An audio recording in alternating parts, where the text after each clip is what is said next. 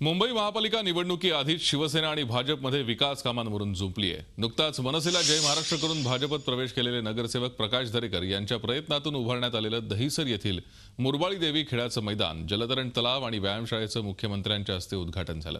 मात्र महापालिकेने खर्च केलेल्या या विकास कामाचं श्रेय घेण्यासाठी भाजपने परस्पर उद्घाटन कार्यक्रम ठेवल्यामुळे संतप्त झालेल्या मुंबईच्या महापौर स्नेहल आंबेकर यांनी थेट मुख्यमंत्र्यांनाच पत्र लिहून निषेध व्यक्त केलाय। या पत्रात त्यांनी मुंबई महापालिकेचा आणि पंतप्रधानांच्या सांघिक भावनेचा अपमान झाल्याचं म्हटलंय। भाजपने आयोजित केलेला उद्घाटन सोहळा अधिकृत नसून मुख्यमंत्र्यांनी या सोहळ्याला उपस्थित राहू नये अशी विनंतीही या पत्रातनं केली आहे। या उद्घाटन सोहळ्यात मुंबई महापालिकेला कोणतेही स्थान नसल्यानं राजशिष्टाचाराचं उल्लंघन होत असल्याचंही त्यांनी म्हटलंय। महापौरांच्या या पत्रामुळे काही दिवस शांत असलेली शिवसेना भाजपमधली श्रेयवादाची लढाई पुन्हा एकदा सुरू झाली आहे।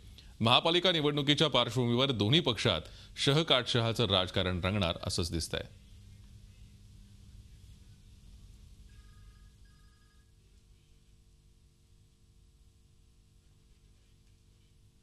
मुंबईतला सर्वसामान्य माणूस या परिसरात राहतो आणि तिला लाखो रुपयाच्या क्लबच्या फीज भरून त्याला अशा प्रकारचा स्विमिंगचा पोहण्याचा आस्वाद घेता येत नाही। म्हणून माझ्या सर्वसामान्य कुटुंबातील बंधू भगिनींना, ज्येष्ठांना, विद्यार्थ्यांना त्याचा लाभ व्हावा या दृष्टिकोनातून आज हा लोकार्पण सोहळा झाला। नीटनेटकेपणानं इथे याचा ह्या परिसरातील नागरिक लाभ घेतील अशी मला अपेक्षा आहे। जो प्रकल्प पूर्ण झाला आहे, ज्यावर कोट्यवधी रुपये खर्च झाले, तो असाच महिने बंद पडून एक तर महापालिकेच्या पैशाची त्या ठिकाणी पैसा फुकट जातो, त्याचबरोबर लोकही सुविधापासून वंचित होतात आणि तेव्हा मी उद्घाटक की तू उद्घाटक यापेक्षा वेळेत झालेल्या प्रकल्पाची सेवा लोकांना मिळणं हे अत्यंत महत्त्वाचं आहे। राजकारणापेक्षा लोकांनाही सेवा वेळेत देणं गरजेचं आहे। भावनेतनं ते आले आणि मोठ्या प्रमाणावर अतिशय उत्साहाच्या वातावरणात स्थानिक रहिवाशांच्या सहभागात हे उद्घाटन संपन्न झालं। आपण या संदर्भात अधिक चर्चा करूयात। आमचे प्रतिनिधी दिनेश दुखंडे सध्या आपल्या बरोबर आहेत। दिनेश, आपण पाहतोय मुंबई महानगरपालिकेच्या निवडणुकीला काही महिने शिल्लक आहेत आणि त्याआधी पुन्हा एकदा काही दिवस शांत असलेल्या कुरबुरी सेना भाजपमध्ये पुन्हा सुरू झालेलं दिसतंय। श्रेयवादाची लढाई पुन्हा रंगताना दिसते, काय सांगता येईल?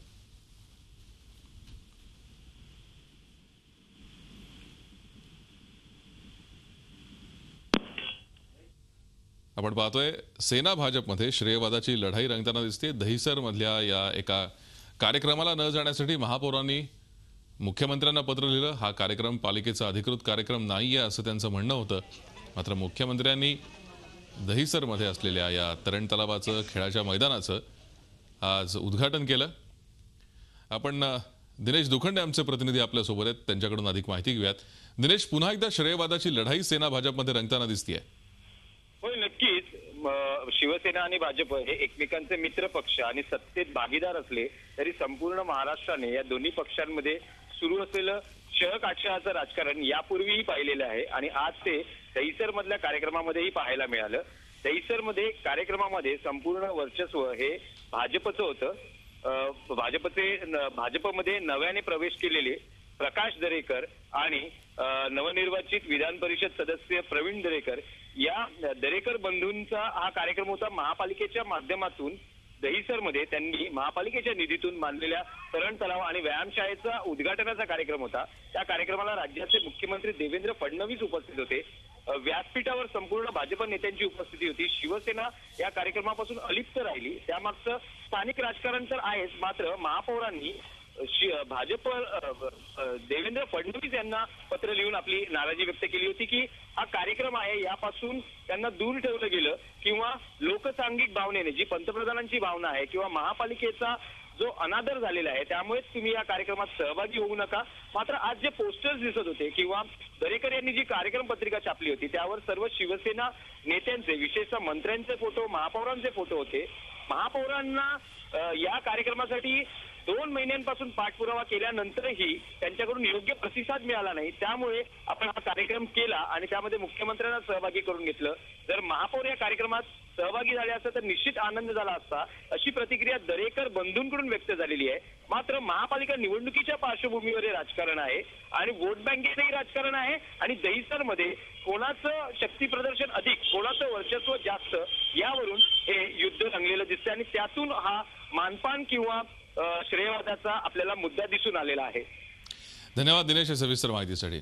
दरम्यान मुरबाळी देवी खेळाचं मैदान, जलतरण तलाव आणि व्यायामशाळेचं मुख्यमंत्र्यांच्या हस्ते उद्घाटन झालं. तरण तलाव आणि व्यायामशाळेच्या बांधकामासाठी यंदा महापालिकेनं कॅश कॉन्ट्रॅक्टसाठी 60-40 असा फॉर्म्युला वापरला. मुंबई महापालिकेला हा फॉर्म्युला फायद्याचा असेल, मात्र मुंबई भाजप अध्यक्ष म्हणून असा फॉर्म्युला आमच्या फायद्याचा नाही असं म्हणत पालिका निवडणुकीपूर्वी त्यांनी टोलेबाजी केली. तर मुख्यमंत्री देवेंद्र फडणवीस यांनी महापालिका आयुक्त अजय मेहता यांचं विशेष कौतुक केलं. मुंबईच्या रस्त्यांवर खड्डे पडतात, त्याच्या मुळाशी जाऊन भ्रष्टाचार खोदून बाहेर काढला.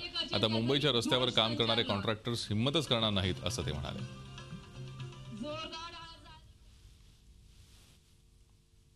हे काम कॅश कॉन्ट्रॅक्ट असलं तरी यामध्ये 60-40चा फॉर्म्युला दिलेला आहे. 60-40च्या मॉडेलवर 60% रकमेचं अधिदान हे काम पूर्ण केल्यावर कॉन्ट्रॅक्टरला मिळेल आणि 40% उरलेले पैसे हे पुढच्या 5 वर्षात समान हप्त्यांमध्ये मिळणार आहे. कदाचित मुंबई महापालिकेच्या प्रशासनाला हा 60-40 फॉर्म्युला महापालिकेच्या फायद्याचा असेल, पण मुख्यमंत्री महोदय, भाजप मुंबईचा अध्यक्ष म्हणून असा कुठलाही फॉर्म्युला आपल्याला उपयोगाचा नाही. अतिशय सुसज्जित अशा प्रकारचा हा एक तरण तलाव आणि त्यासोबत एक जिम याचं उद्घाटन या ठिकाणी करण्याची संधी दिली. ही महानगरपालिका, त्याचे आयुक्त आणि विशेषतः ज्या नगरसेवकांनी अतिशय याच्यामध्ये मोलाची कामगिरी केली ते प्रकाश दरेकर यांचं अतिशय मनपूर्वक अभिनंदन करतो. वेगवेगळ्या प्रकारे लोकांना आवश्यक असलेल्या सोयीच्या जागा आपल्या स्वतःच्या सोयीकरता लोकांनी कशा प्रकारे वापरल्या, पण निश्चितपणे सातत्याने आपलं सरकार आल्यानंतर आपण हाच प्रयत्न केला की लोकांच्या जागा लोकांनाच मिळाल्या पाहिजेत.